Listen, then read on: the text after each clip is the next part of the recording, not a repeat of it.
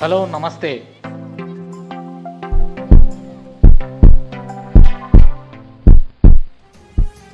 ఈ వీడియోలో మనం పిల్లర్లు లేకుండా ఇందిరమ్మ ఇండ్లు అనే అంశాన్ని తెలుసుకుందాం.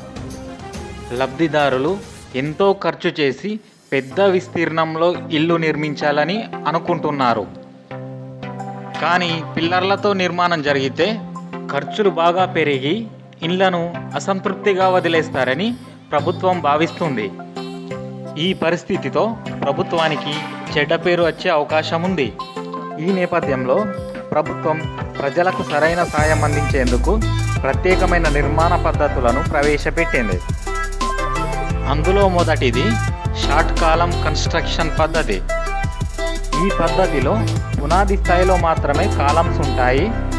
మధ్యలో పిల్లర్లు లేకుండా కాంక్రీట్ గోడ ఉంటుంది. రెండవది షియర్ వాల్ పద్ధతి. ఈ పద్ధతిలో ప్రీ ఫ్యాబ్రికేటెడ్ గోడలను నిర్మాణ స్థలంలోనే సిద్ధం చేస్తారు.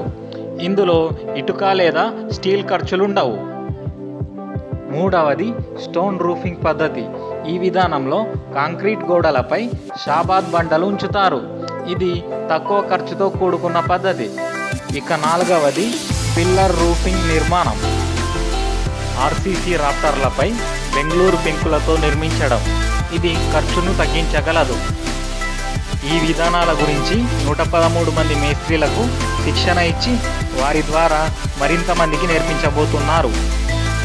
ఈ శిక్షణలతో నాణ్యత పెరుగుతుంది మరియు అవసరమైన నైపుణ్యాలు అందుతాయి.